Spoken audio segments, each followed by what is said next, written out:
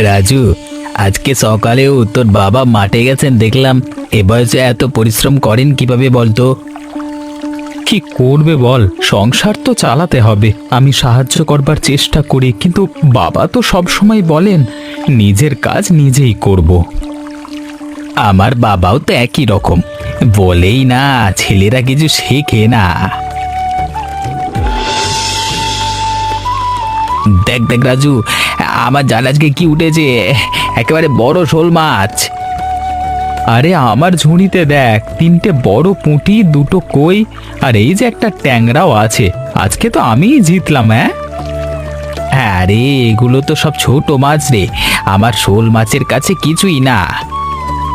সংখ্যায় কিন্তু আমিই এগিয়ে আছি, সেটা মানতে হবে তোকে। হ্যাঁ কি বলছিস কি? একটা শোল মাছের ওজনই তো তোর 5টা মাছের সমান হবে। ওজন দিয়ে হিসেব হবে না নিতাই, সংখ্যা দিয়ে হিসেব হবে। আমার 5টা, তোর একটা। এইটাই তো একদম, হ্যাঁ একদম নিয়ম রে রাজু। তুই তো রোজই এমন নিয়ম বদলাস। যেদিন তোর বেশি ওঠে সেদিন সংখ্যা, যেদিন আবার বেশি ওঠে না সেদিন হচ্ছে ওজন, তাই না? ঠিক আছে ঠিক আছে, আজকে তুই জিতলি বাবা, খুশি তো? এবার চল বাড়ি যাই, মায়ের হাতে দিলেই তো ভাজা হবে, তাই না? হ্যাঁ, তবে আজকে থেকে ঠিক করি প্রতি সপ্তাহে যে বেশি মাছ ধরবে সেই জিতবে, আর হারা জন জেতা জনকে এক বেলা মিষ্টি খাওয়াবে। রাজি? রাজি, তবে দেখিস পরের বার আমিই জিতবো।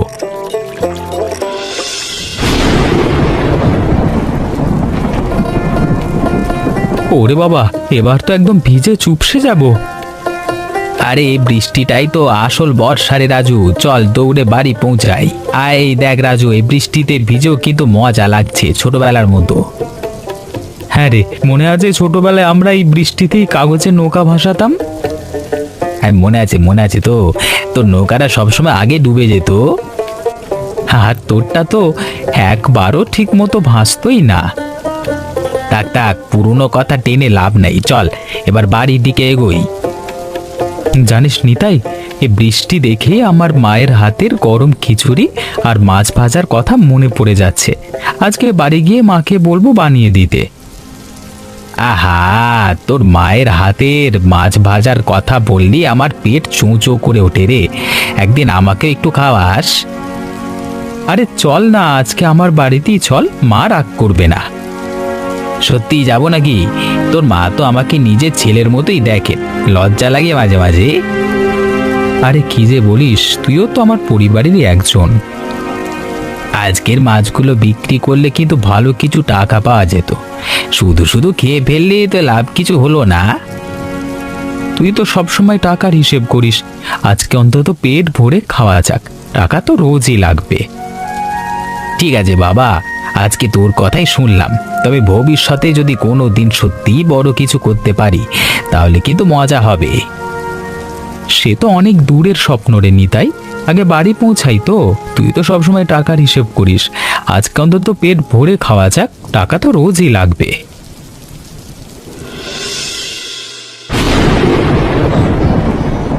মা দেখো কত মাছ ধরেছে আজকে, তাড়াতাড়ি একটু ভেজে দাও না, আর খিচুড়িও বসাও, এ বৃষ্টিতে না হলে ঠিক জমবে না। তুই তো ভিজে একদম চুপচুপে হয়ে গেছিস বাবা, আগে গামছা দিয়ে গা মোছ তো। মা আগে মাছটা রাখো, তারপর গা মুছছি। বাহ, ভালোই ধরেছিস তো। ঠিক আছে, বসো তুমি, আমি এক্ষুনি বসিয়ে দিচ্ছি। মা আজকে কিন্তু বেশি করে ভেজো, হ্যাঁ? নিতাইকেও ডেকে আনবো ভেবেছিলাম। ডেকে আন বাবা, ওকে না খাওয়ালে কি চলে? তোদের দুজনের তো একই পেট। আরে রাজু, তাড়াতাড়ি আয় তো বাবা, খেতে জল জমে গেছে অনেক, এখনই সেচ না দিলে ফসল সব মরে যাবে। বাবা এই বৃষ্টির মধ্যে এখন যেতে হবে? মা তো এইমাত্র মাছ ভাজতে বসছে, মানে বসাচ্ছে। মাছ ভাজা পরেও খাওয়া যাবে বাবা, কিন্তু ক্ষেতের জল এখন না সরালে সারা বছরের ফসলটাই নষ্ট হয়ে যাবে। চল এক্ষুনি, দেরি করিস না। ঠিক আছে বাবা, যাচ্ছি। মা মাছগুলো একটু ঢেকে রেখো, হ্যাঁ? যাও যাও বাবা, বাবার সাথে যাও, খাবার তো থাকবেই, আগে ক্ষেত বাঁচাও। তাড়াতাড়ি কর রাজু, বৃষ্টি আরো বারবার আগেই কাজটা সেরে ফেলতে হবে। মা, মাছ ভাজাটা একটু তুলে রেখো, ফিরে এসেই খাবো। ঠিক আছে বাবা, তোমার জন্যই তো রেখে দেব, চিন্তা করো না। ঠিক আছে মা, আসছি বাবা।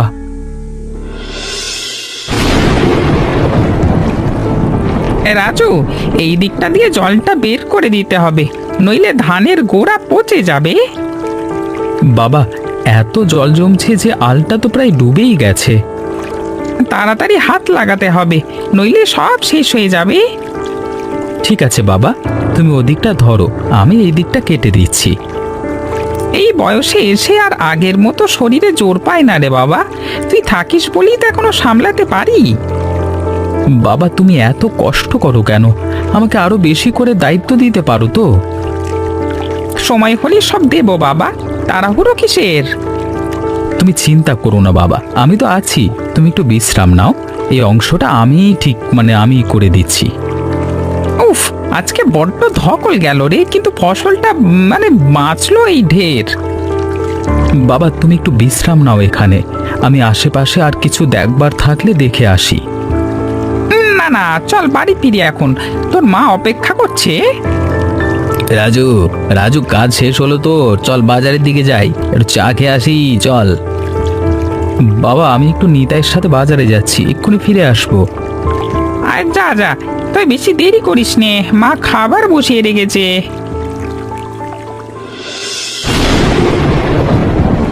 আজকের বৃষ্টিটা কিন্তু জব্বর হয়েছিল রে বল, আকাশ একদম ফারিয়ে পড়লো। সত্যি, এমন বৃষ্টি অনেকদিন পর দেখলাম। ভাগ্যিস সময় মতো খেতে পৌঁছাতে পেরেছিলাম। তোর বাবার ফসল বাঁচলো তো, এটাই তো বড় কথা। হ্যাঁ রে, ভাগ্যিস ক্ষেতের জলটা সময় মতো সরাতে পারলাম, নইলে বাবার এবারের ফসলটাই নষ্ট হয়ে যেত। আহা, এই গন্ধটা কোত্থেকে আসছে রে, একদম লোভ লেগে যাচ্ছে। ওই তো নিমাইদার হোটেল থেকে আসছে মনে হয়। নিমাইদা, আজকে কি রান্না করলে গো? এই গন্ধেই তো পেট ভরে যাচ্ছে। আরে রাজু, নিতাই, আজকে বর্ষার প্রথম দিন বলে খিচুড়ি আর মাছ ভাজা বানিয়েছি, খাবি নাকি একটু? খুব ইচ্ছে করছে নিমাইদা, কিন্তু নিমাইদা, আজকে থাক, আরেকদিন আসবো। হ্যাঁ, হাতে তেমন পয়সা করেই নেই আজকে। আরে চিন্তা করিস কি, পরে আজকে না হয় শুধু গন্ধই নিয়ে গেলি। ঠিক আছে নিমাইদা, আর একদিন অবশ্যই আসবো। হ্যাঁ, আজকে পয়সা হাতে নেই।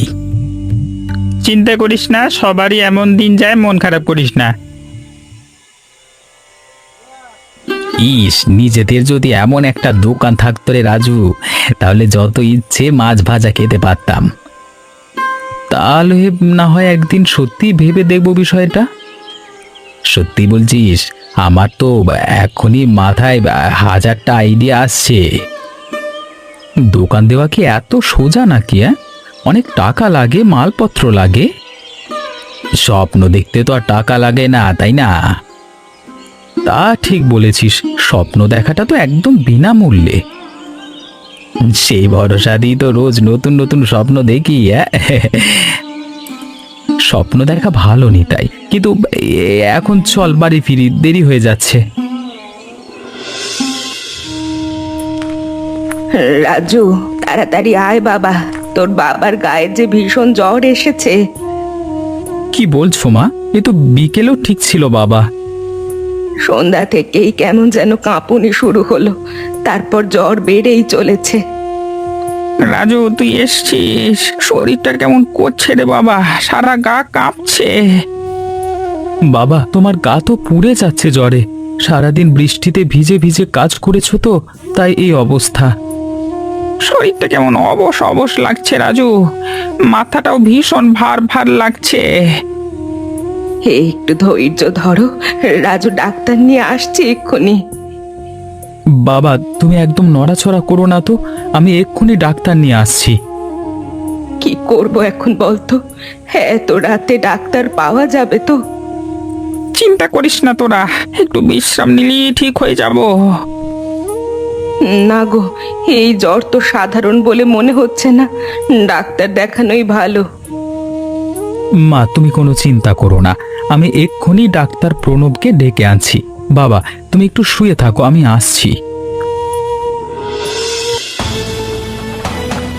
ডাক্তারবাবু, ডাক্তারবাবু, একটু বেরুন দয়া করে, আমার বাবার খুব জ্বর এসেছে। কি হয়েছে? এত রাতে ব্যস্ত হলে বাবা, কি হয়েছে বাবা? ডাক্তারবাবু, বাবার হঠাৎ খুব জ্বর এসেছে, বৃষ্টিতে ভিজে কাজ করছিলেন সারাদিন। চল বাবা চল, দেখি কি অবস্থা হয়েছে, চল। বৃষ্টি তো অনেকক্ষণ ভিজে কাজ করেছেন তো মনে হচ্ছে, ঠান্ডা লেগে জ্বর এসেছে। চিন্তার তো এমন কিছু নেই, কয়েকদিন ওষুধ খেলেই ঠিক হয়ে যাবেন। ওষুধগুলো সময় মতো খাওয়াবেন, আর গরম কিছু খাওয়াবেন, ঠান্ডা জল একদম না। রাজু একটা কথা বলি বাবা, মনে কিছু করো না, তোমার বাবার তো বয়স হয়ে যাচ্ছে, এভাবে বৃষ্টিতে ভিজে খেতে খাটাখাটনি করাটা ওনার শরীরের পক্ষে ভালো না। জানি ডাক্তারবাবু, কিন্তু সংসার তো চালাতে হবে, বাবা ছাড়া তো আর কেউ রোজগার করেন না। বুঝি বাবা, তোমার অবস্থাটাও কঠিন, কিন্তু এ কথাটাও ভাবো, বাবা যদি অসুস্থ হয়ে পড়েন তাহলে সংসারের আরো বড় ক্ষতি হবে। ঠিক বলেছেন ডাক্তারবাবু, এটা নিয়ে ভাবতে হবে আমাকে।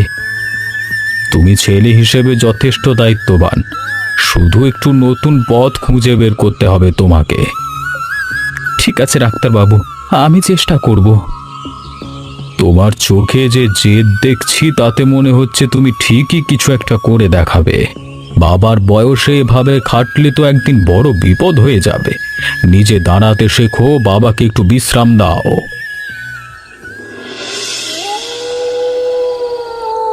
কিরে, এত রাতে একা একা কি ভাবছিস? কিছু না রে, শুধু মাথায় অনেক কিছু ঘুরছে। আরে বল না, কি হয়েছে? বন্ধুর কাছে তো সব বলাই যায়। নিতাই, ডাক্তারবাবু আজকে একটা কথা বলে গেলেন, সেটাই মাথায় ঘুরছে। বললেন বাবার বয়স হয়ে যাচ্ছে, এভাবে আর কতদিন খেতে খেতে সংসার চালাবেন। তাহলে এখন কি করবি ভাবছিস? জানি না রে, কিন্তু কিছু একটা তো করতে হবেই, বাবাকে আর এভাবে কষ্ট করতে দেওয়া যাবে না। রাজু, মনে আছে আজকে বিকেলে নিমাইদার হোটেলের সামনে দাঁড়িয়ে আমরা কি বলেছিলাম? কি বলেছিলাম বলতো? বলেছিলাম না, নিজেদের যদি একটা মাছ ভাজা খিচুড়ির দোকান থাকতো। আমরা দুজনেই তো মাছ ধরতে জানি, রান্নাও তো মায়েদের থেকে শিখেছি কিছুটা, আমরা নিজেরাই কেন একটা দোকান দিই না? হ্যাঁ, দোকান আমরা কেন নয়? পাড়ার মোড়ে একটা ছোট জায়গা নিয়ে ফিশ ফ্রাই আর খিচুড়ির দোকান দিলে মন্দ হবে না। বর্ষার সময় এমনিতেই মানুষ গরম গরম খিচুড়ি মাছ ভাজা খেতে ভালোবাসে। কথাটা তো মন্দ বলিসনি নিতাই, কিন্তু দোকান করতে তো টাকা লাগবে, কড়াই হাঁড়ি মশলাপাতি সব কিছু কিনতে হবে।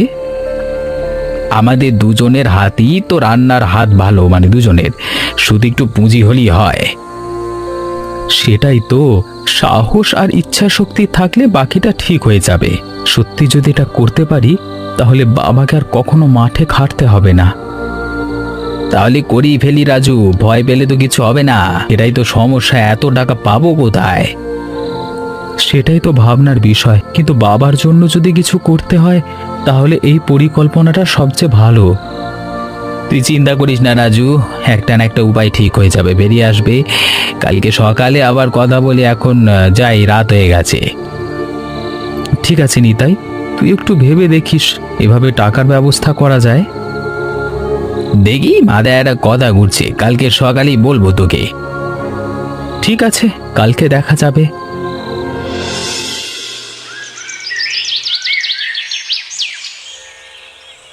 দেখ, এই টাকাটা দিয়ে আমরা দোকান শুরু করতে পারি। এত টাকা? নিতাই, এই টাকা তুই আবার কোত্থেকে পেলি? মনে আছে, ছোটবেলা থেকে আমার একটা মাটির ব্যাংক ছিল, প্রতি মাসে যা একটু আধটু জমাতাম, সেটাই এতদিনে অনেকটা জমে গেছিল। কালকে রাতে বাড়ি গিয়ে ব্যাংকটা ভেঙে ফেললাম। তুই তোর এতদিনের জমানো টাকা এভাবে ভেঙে ফেললি? এটা তো তোর নিজের স্বপ্নের জন্য জমাচ্ছিলিস বলছিলিস। স্বপ্ন তো একটাই না রাজু, নতুন স্বপ্নও তো দেখা যায়। তোর বাবার এই অবস্থা দেখে আমরাও তো মানে আমাদেরও তো কষ্ট হয়। তুই আমার বন্ধু, তোর বিপদে যদি সাহায্য না করি তাহলে বন্ধুত্বের মানে কি? নিতাই, তুই সত্যি আমার আসল বন্ধু রে। এই ঋণ আমি কোনো দিন শোধ করতে পারবো না। নিতাই বাবা, তুই যা করলি এ তো কোনো ভাইও করে না রে। তুই আমাদের কাছে ছেলেরই মতো। কাকিমা, এসব বলবেন না। রাজু তো আমার নিজের ভাইয়ের মতোই। এখন থেকেই দোকান আমাদের দুজনের হবে, লাভও দুজনে ভাগ করে নেব। চল এবার কাজে নেমে পড়ি। ঠিক আছে নিতাই, তাহলে প্রথমেই বাজারে গিয়ে একটা ভালো জায়গা দেখতে হবে দোকানের জন্য। চল চল, এক্ষুনি বেরিয়ে পড়ি, দেরি করে লাভ নেই। ঠিক আছে চল তাহলে বেরিয়ে পড়ি এক্ষুনি। কি হচ্ছে রে তোদের এখানে, এত হইচই কিসের? বাবা, আমি আর নিতাই মিলে একটা দোকান দেব ঠিক করেছি। মাছ ভাজা আর খিচুড়ির দোকান। তুমি এবার একটু বিশ্রাম নাও, সংসারের ভার আমরা সামলাবো। তোরা বড় হয়ে গেছিস দেখছি সত্যি। আজ তোদের দেখি সত্যি গর্ব হচ্ছে আমার। ঠিক আছে, তোরা যা ভালো বুঝিস তাই কর। মা, তোমার আশীর্বাদ থাকলে আমরা ঠিক পারবো। রাজু, এই দিকটা একটু শক্ত করে বাঁধ, বৃষ্টিতে যেন উড়ে না যায়। হ্যাঁ রে, এই বর্ষার সময় চালাটা মজবুত না হলে সব তো ভেসে যাবে। কড়াইটা কোথায় বসাবি ঠিক কর।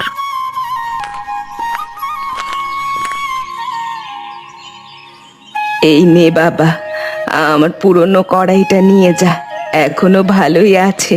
আর মশলাপাতির ব্যাপারে যদি কিছু জানতে চাস আমাকে বলিস। ধন্যবাদ মা, তোমার হাতের রেসিপিটাই তো আমাদের আসল পুঁজি। আর শোন, প্রথম কয়েকদিন আমিও এসে সাহায্য করব। তোদের একা সব সামলাতে কষ্ট হবে। তুমি থাকলে তো আমাদের অনেক সুবিধা হবে মা। তোদের সাফল্যই তো আমার সবচেয়ে বড় সুখ বাবা। কাকিমা, আপনি থাকলে তো আমাদের রান্নার মানও বেড়ে যাবে। থাক থাক, বেশি প্রশংসা করলে মাথায় উঠে যাবে। এখন কাজে লেগে পড়, বেলা হয়ে যাচ্ছে যে।